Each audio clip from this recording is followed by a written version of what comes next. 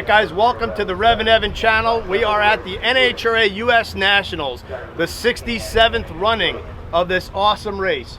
And I'm here with the legendary Ray Paquet. If you know anything about stock super stock racing, or you just love Fords, this guy is legendary. 64 Thunderbolt, 427. This is a real car. This is not a clone. Ray, you've been running this car forever.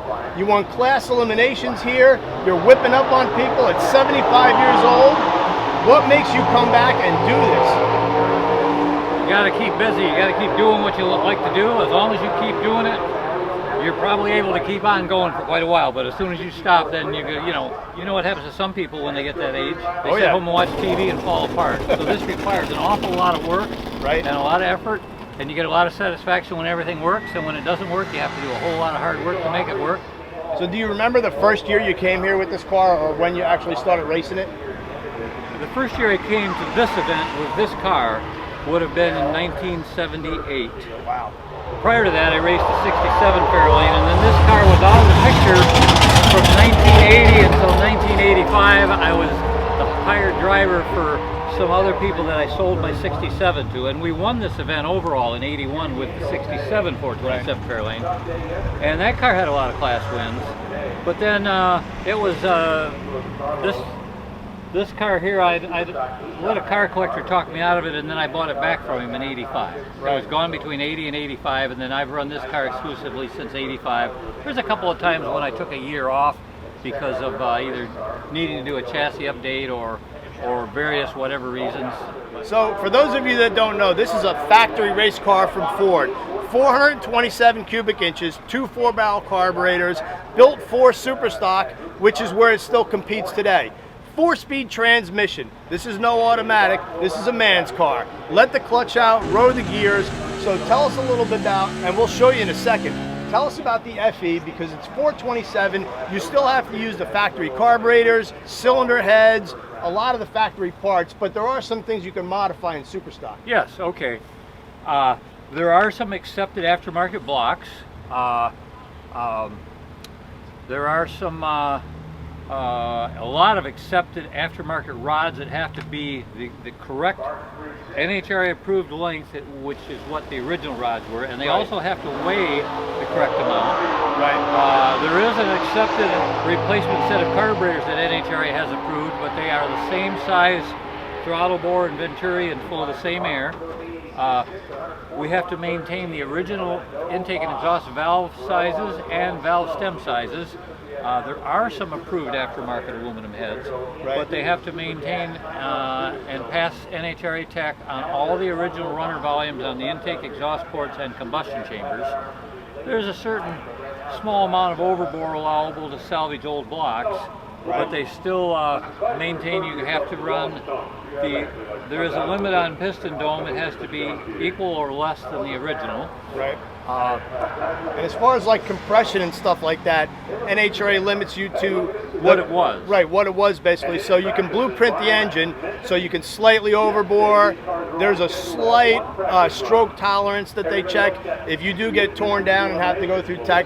But cylinder head port volumes, you can port the actual ports like porting heads, but you can't make them bigger than the size that NHRA has in the book. Best way to sum that up is they have a volume number for intake ports, exhaust ports, and combustion chambers, and piston dome. And when on a teardown, and I've been through a zillion of them. The most recent one was last October, right here. You have to be within spec on everything. There's no tolerance if you're out of spec on anything, and you have to run the deck height and head gasket thickness adds up to 40 thousandths. And so your deck and head gasket, when you do a teardown, they measure all that, and it's got to be at least 40 thousandths or more total.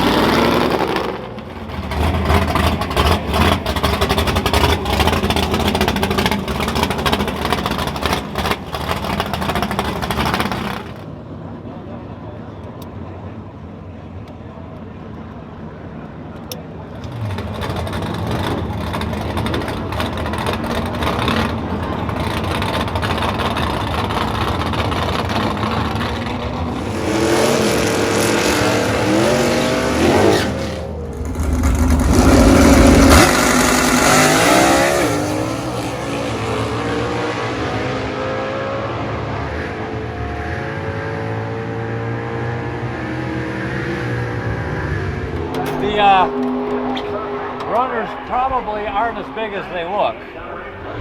So here's a look at that FE.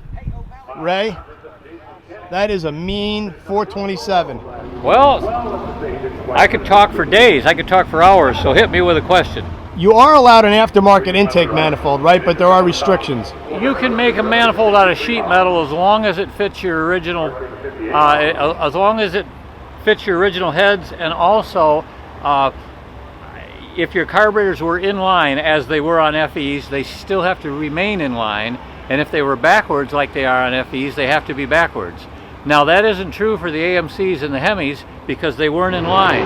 On engines where the carburetors are not in line, they can put them anywhere they want as long as they're not in line. They have way more latitude to work with things. Is that an advantage for them? It may or may not be, but I would probably try some things different if the rules allowed it, but since they don't, I stick by the rules. You know, your typical electric water pump, Mizir pump, electric fan, an AccuSump to hold a little oil in case you know, just as a safety thing to make sure that you always have oil pressure. Yep. Factory aluminum bumper. Oh, you want to get to that now, or?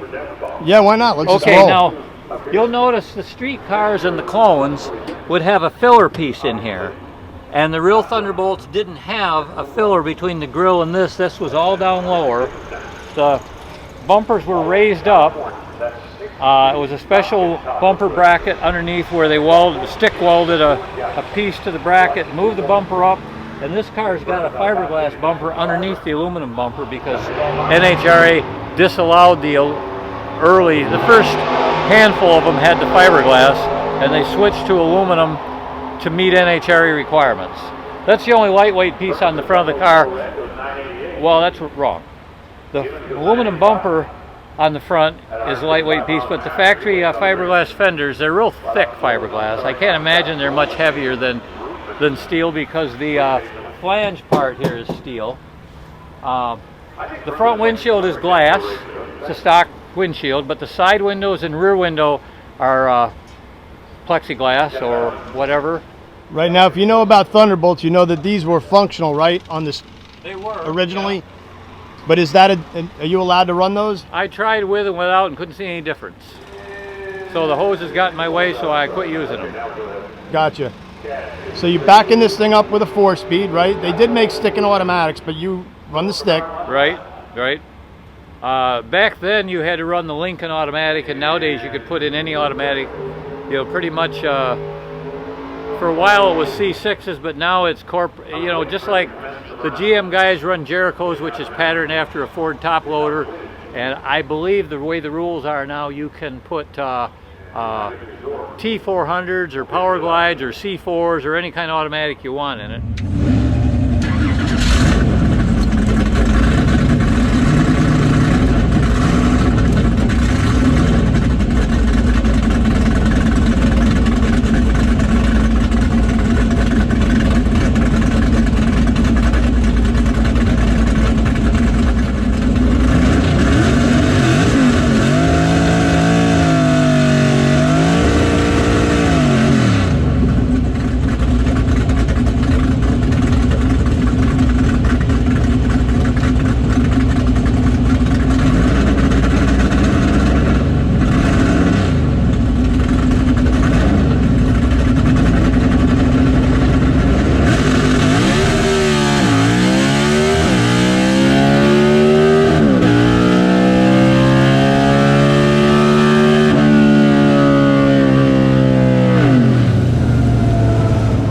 So Ray, 4-speed Thunderbolt, you've been running this car for a long time. Why did you originally buy it, and tell us about a little bit about the history?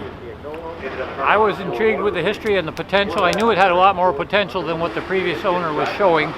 So, and the price was right at the time. And it had already been Wolverine chassis back in the early to mid 70s. Wolverine chassis had wheel tubbed it and put in a mild steel cage, but a full super stock cage, and it had kind of a leaf link setup in it like some of the old Chrysler cars had. It still had some of the original Thunderbolt traction stuff welded in under there.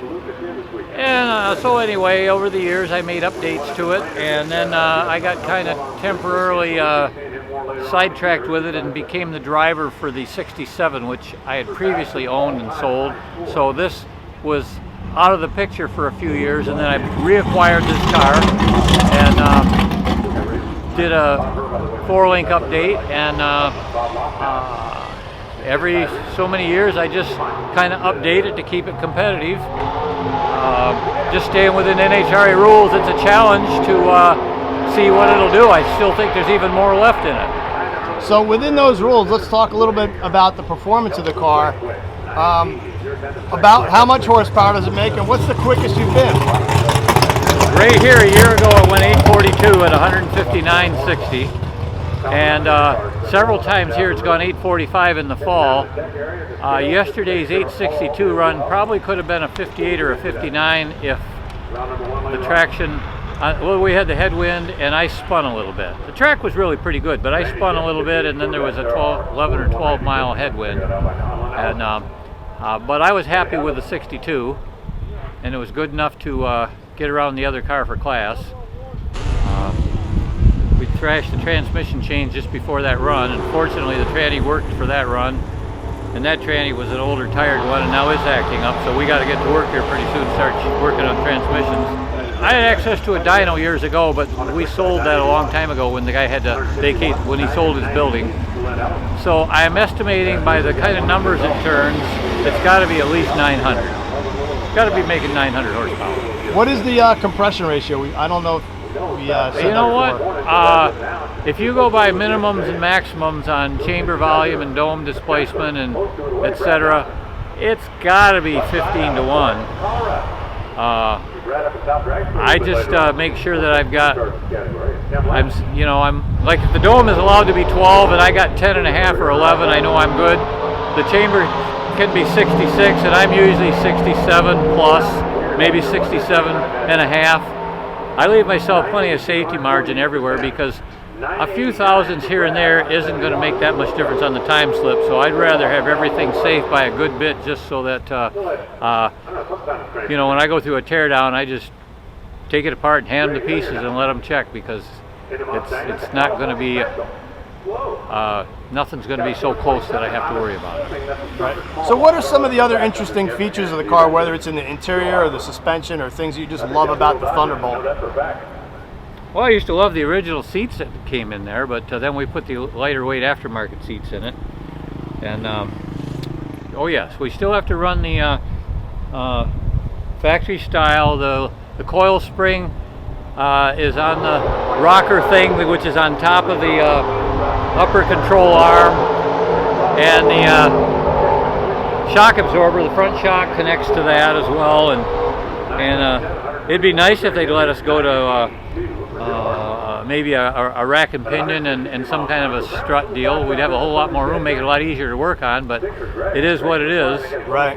How high do you spin this thing? Buzz it pretty high? Yeah. Oh, 9,200 most of the time. Sometimes it goes to 9,500. That's in the lights? No, that's if it doesn't go in the next gear. Or if it's a really, really good air, like last fall, when it was running those really good numbers, we had good air, it got up that high at the end of the run. Wow. I mean, within reason, I know you don't want to give away all your secrets, but what's like a typical launch or a shift RPM for this thing? 9,200. Shift. Launch probably 60, I don't know. 62, 6,400, but I'll vary that up or down as needed depending on conditions.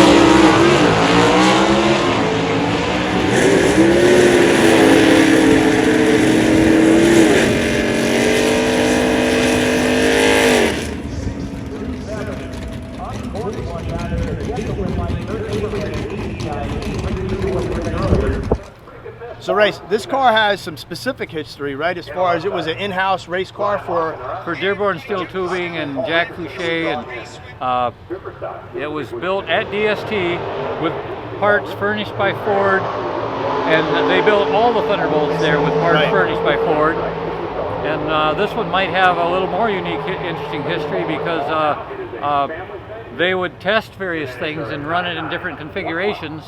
Well, this is one of the most storied Thunderbolts, and it's still out here competing. 30 NHRA class wins alone, right? Yes, that's what this was number 30 yesterday. Wow, that is absolutely unbelievable. So guys, thanks again for checking out the channel. Just a great guy, great car. You guys are gonna love checking out this Thunderbolt. Be sure to subscribe to the channel. We're having tons of fun out here at the U.S. Nationals. I know you got number 30 class win, Ray. You got to keep coming back with this thing. I'm look forward to it every year. Thankful that I can still do it. That's amazing. 30 NHRA class wins at this event. At this event alone. Probably 75 counting every NHRA event from 1970 on through to today. I mean, in 72, 1, 2, 3, and 4, they used to have the it wasn't the Wally, it was a trophy with a cup on top. Right. And they were a little different every year. And then in 75 they went to the Wally, and they really haven't changed much. Every now and then you'll get one that's copper colored, or it'll have some silver instead of the bronze color. And then do you have a special room in your house just for the trophies? No. I got 2 or 3 of them where I can see them, and dozens and dozens of them in boxes in the attic and in the garage and it's in a the lot basement. of storage. Yep. But just an amazing car. We're gonna watch Ray run. Ray, thank you so much. Thank you. Yep, it was a pleasure. Thank you very much, and we'll look forward to seeing your YouTube channel. Yep. Thanks, guys. Keep coming back.